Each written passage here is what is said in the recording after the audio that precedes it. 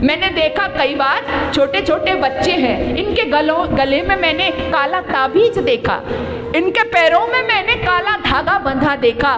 माताओं बहनों से पूछा ऐसा क्यों करती हैं, क्या कारण है? तो कई बार बहन जी ये ताबीज है। क्या है इस ताबीज में, क्या है इस ताबीज में? तो कहती पता नहीं, कहाँ से लाए? एक मुल्ला जी पढ़ के दे गए। इसके अंदर क्या है? मुल्ला जी की दाढ़ी के 4-5 बाल उसमें अंदर रखे हुए हैं। वो ताबीज आप अपने बच्चों को पहना रही हो। क्यों पहना रही हो, क्यों पहना रहे हो आप? क्यों? क्योंकि अरे मुल्ला जी ने पढ़ के दिया है, ये तो चमत्कार करेगा।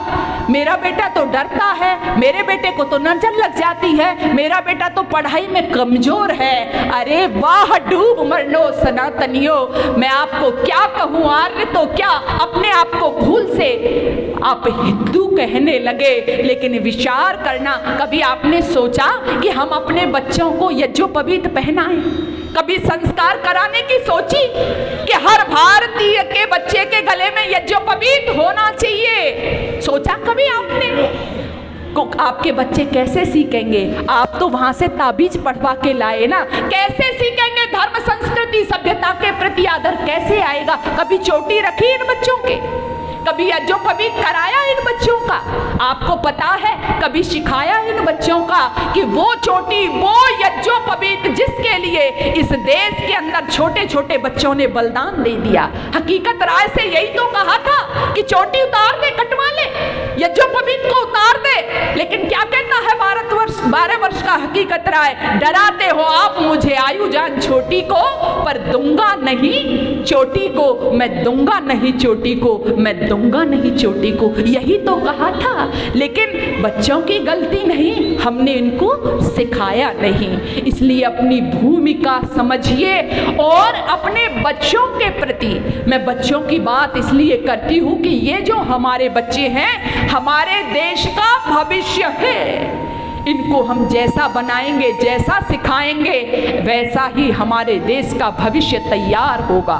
इसलिए आओ हम अपने घरों में अपने बच्चों को संस्कारित करना शुरू कर दें। आप संख्या पर मत जाइए, जितने लोग हैं मैं खुश हूँ, पर्याप्त हो। आप पूरी दुनिया को बदलने का जज्बा रखते हो, लेकिन हाँ सही अर्थों में आपके अंदर आर्यत्व होना चाहिए।